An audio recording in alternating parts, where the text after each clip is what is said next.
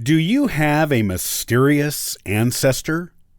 Doing a neighborhood study may provide you with the answers you need. On today's episode of the Ancestral Findings Podcast, I'll show you how to do one and why you should.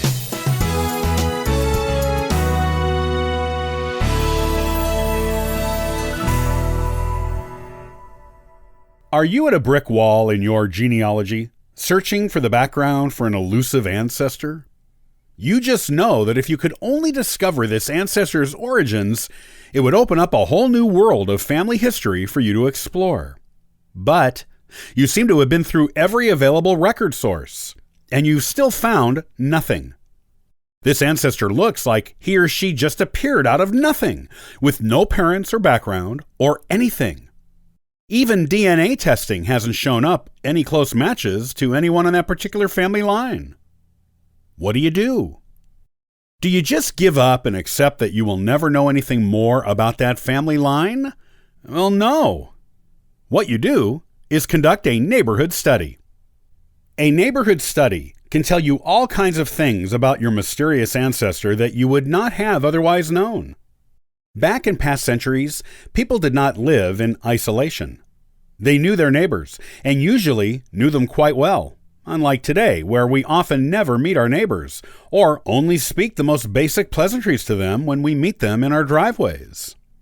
Our ancestors would have had close, personal relationships with not only their neighbors, but their entire neighborhood or community, if it was a small community.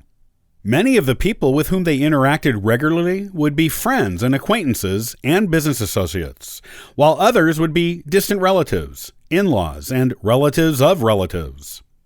Even when your ancestor moved to a new community, it was often in the company of other people from the old community, and sometimes to join people from the old community who had already moved to the new town.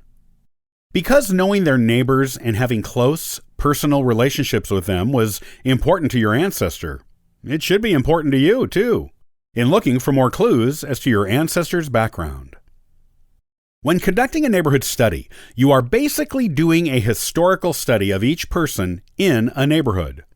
You will be looking at the same types of records of all your mysterious ancestor's neighbors as you would your own ancestor.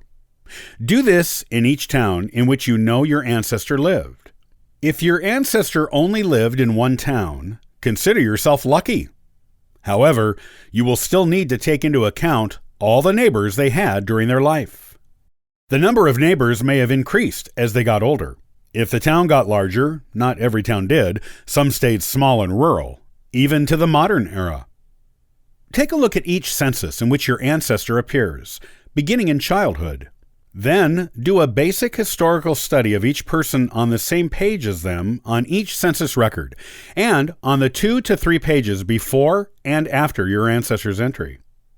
If you don't find anything interesting, expand your search to the people in pages further away from your ancestor, until you have investigated everyone in the town.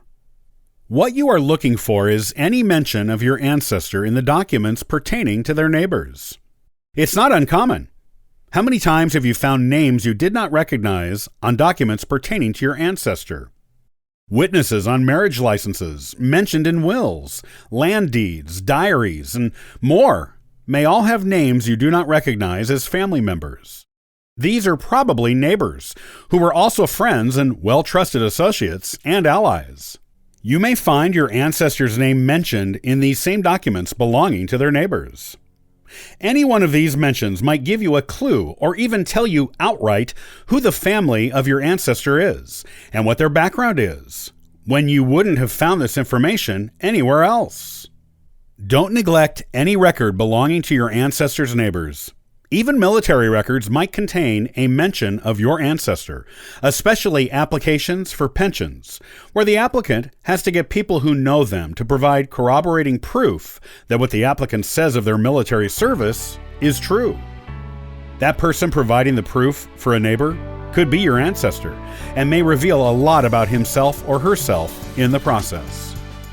When you study your ancestor's neighbors, in the same way you studied your ancestor, all sorts of interesting and valuable new information about your ancestor may appear.